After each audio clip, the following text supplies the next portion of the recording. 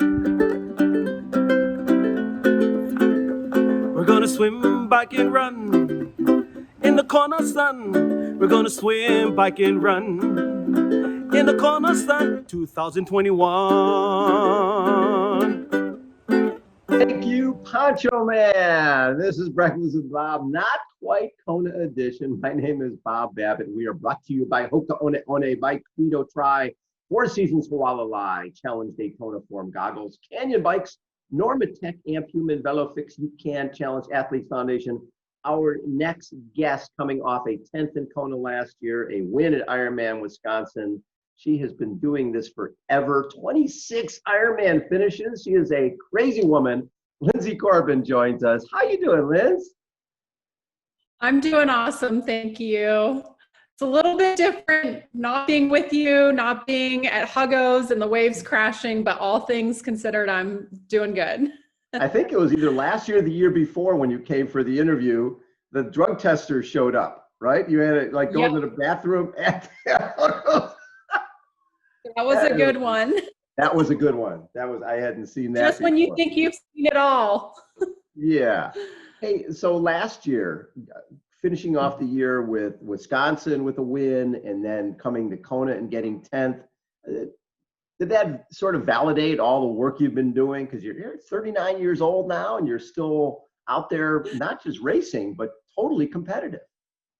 Yeah, it's gotten harder and harder every year in Kona, and always towards the end of that race, you're fighting till the very, very end. And I think 10th place, I've been 10th a few too many times to count, but anytime you're in the top 10 and you're on the stage, it's an awesome experience, but it gets harder and harder as the field just gets closer and closer together, and the women are just battling it out. And I guess when you've been racing as long as I have, a lot of those women that you're racing against. And every battle, as I call it, is a memorable one in Kona and one that I'll never forget. But considering where we're at this year, last year seems just so special because, you almost take those days for granted. And now that we aren't racing this year, it was like, well, that was pretty awesome. I would take 10th in Kona this year. I would take a start line. And so, yeah, looking back, that's the memories that I'm holding on to, is just ending the year on such a positive note. So when you look at 8 Ironman wins, Coeur d'Alene, Austria, Cabo, Austria, it's pretty amazing. Is there, when you look at all of those wins, is there one or two that really stick out to you as being very, very special for you? They are all special. My first one I'll never forget in Coeur d'Alene. I had a great battle with my training partner and friend, Meredith Kessler, and we duked it out all day. And then it just was such a special, fun day. I have a great homestay in Coeur d'Alene, and Chris was there. My family was there. So you'll never forget your first Ironman win. And I would say I won in Austria twice, but the second time I won there was just super special. Anytime you can win an Ironman in Europe, you're basically a superhero. So just to win a huge iconic race like Austria and set the American record and be in Europe and get beer dumped on your head and pretzels and good food and just such a lively atmosphere. The Austria wins are very special. And then most recently, my 2 wins in Wisconsin have probably been the most fun wins I've had, of just a fun atmosphere and racing in the United States. Those are also very special to me. Well, so I think just fun. They're too hard. Yeah. And Wisconsin, you win 18 and 19. I'm sure you were looking for the three-peat this year. And how early did they end up canceling that? Because there was a point where we were thinking, okay, they'll move some races back and they'll still happen. Yeah. Well, unfortunately, they were not going to have a pro race there this year anyways. So I had kind of shifted sails, and actually a race that I haven't done for as long as I've been racing, but has been on my bucket list, is Ironman Canada. So I was kind of my heart set on racing Ironman Canada in Penticton this year. And I forget when that race was canceled, but even my hotel reservation showed up on my phone of it's time to check into your hotel in Penticton. And I just was like, no, I really wanted to do that one. So wasn't meant to be this year. With all of the 70.3 races, I just look at 2019, you were Texas, St. George, Monterey, Traverse City. I mean, how do you balance the 70, trying to be fast enough at the 70.3? Because 70.3s, you're getting a lot of the ITU folks moving in there because they're like, hey, that's a step up. And you're competing with these young kids. How do you do that and then still prepare to win an Ironman Wisconsin and be top 10 in Kona? Yeah, I think that you just have to race to your strengths. And my strength as an athlete is the Ironman distance. I wish I could be better at 70.3s because you can race them more frequently. And obviously, as an Ironman athlete, you can't be cranking out multiple quality fast marathons within a year. So for me, the 70.3s are not really practice or training days because I go out there and I want to get the most out of myself. But I think most of the 70.3s I walk away from in recent years, I'm just in awe of how fast you have to go to be competitive in them. And you truly have to specialize in that distance of racing, I think, to do well. I definitely am usually a regular podium finisher in the 70.3s, but I haven't won one in a few years. And yeah, it's amazing to see how fast the women have gotten. And like you said, particularly at that shorter distance. So yeah, for me, it's just a balance. I tend to focus on 2 Ironmans a year or so, maybe 3, and build the 70.3s kind of around that as metrics of like how my training's going and how my fitness is improving. So, yeah. I think one of the main deals I noticed at Ironman World, if you take the swim times and the run times, they haven't changed significantly, but the bike times are ridiculous. How fast. I remember like Mark Allen's best ever time was 4:29, and now they're going like 4:08, and the women are the same. How have you had to adapt to that? Yeah, definitely. I mean, I think that my training has had to adjust, and I will argue a little bit that I think the women are running faster than we ever have before. Like, I think that the run, the swim times right. I agree are probably staying about the same, but both the bike and the run, for me personally, my largest gains have come when I've been real consistent in my training. I think when I try and chase what other people are doing or think that there's some big secret workout or magic recipe, my recipe is just being consistent and not getting injured and just training day in, day out and putting in the work. And maybe it's not that remarkable on paper, but when I show up on race day and I look at my training log and see, very few days missed of training, it's like, okay, that usually has led me to my best preparations and where I feel most confident about myself. But just being smarter with my training. I think as I've moved through my career too, I've learned that, it's okay to pull back and rest a bit. And that usually allows you to go harder on the days where it matters. And so, I would say just, being smarter with my training and, just focusing kind of on myself and trying not to worry about what so-and-so's doing or trying to keep up with the 20-year-olds anymore. I mean, it's funny when you look back, the first time you were top 10 there, like in 08, you were 5th. And we're talking Chrissy Wellington is winning the race. And Chrissy's been retired since 2011, right? Yeah. And 9 years later, you're still going strong.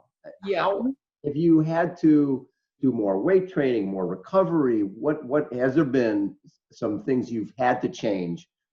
I'm not going to say with age, but with the maturity that goes with doing the sport successfully for so long.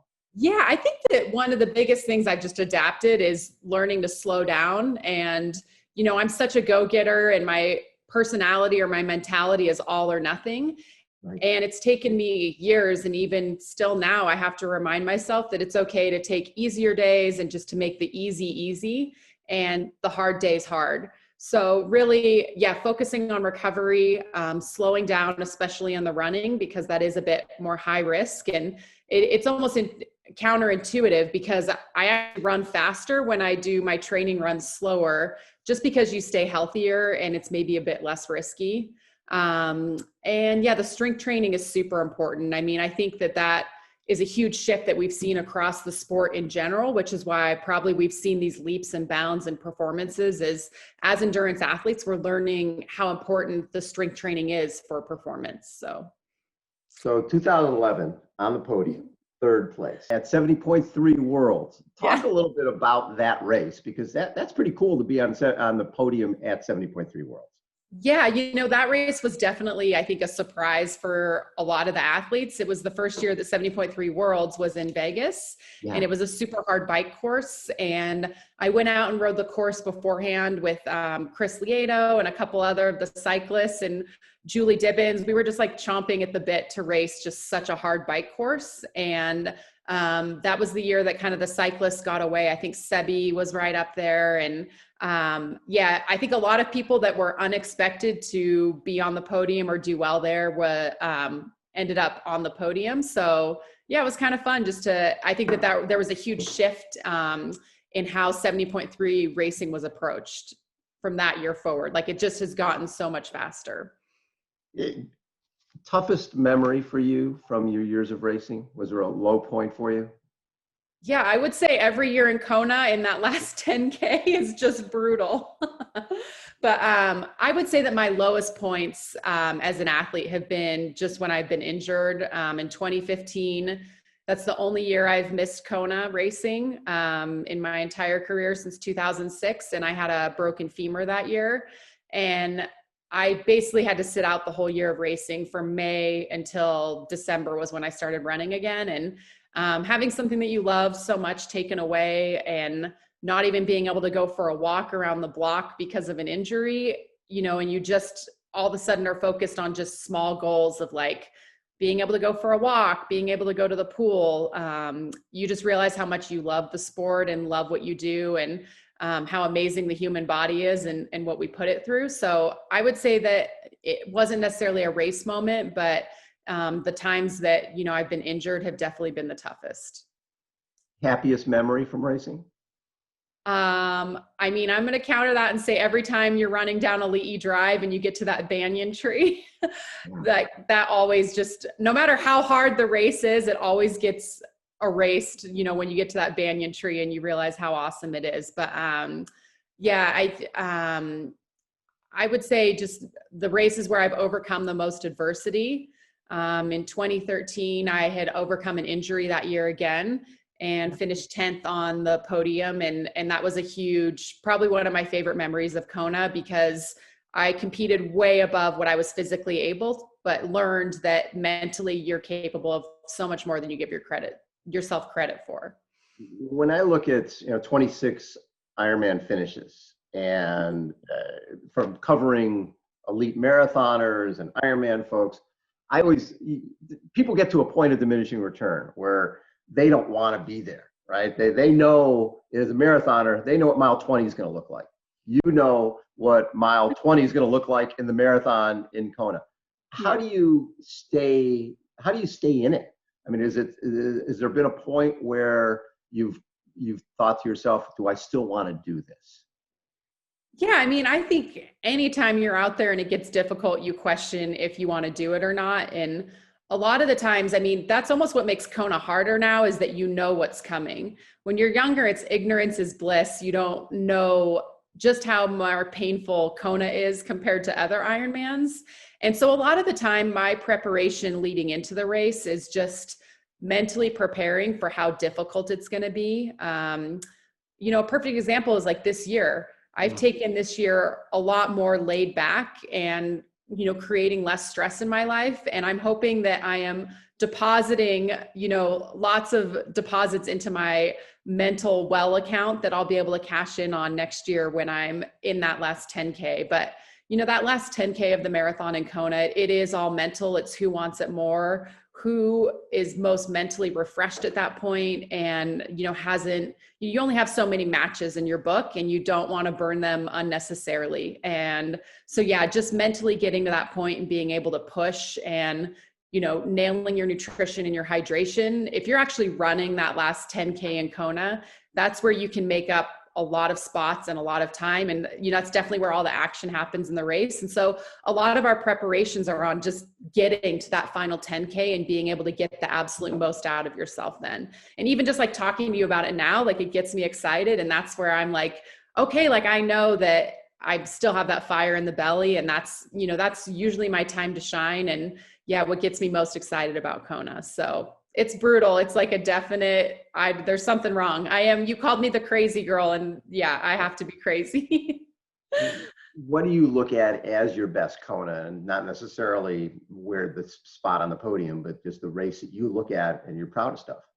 Yeah, I think the race that I talked about in 2013 is the one I was most proud of. You know, I didn't run a step from July until basically 2 weeks before Kona. And my longest run before that race was 9 miles. And I was the first time that I'd really run close to three. I think I ended up running a 3:01 that year.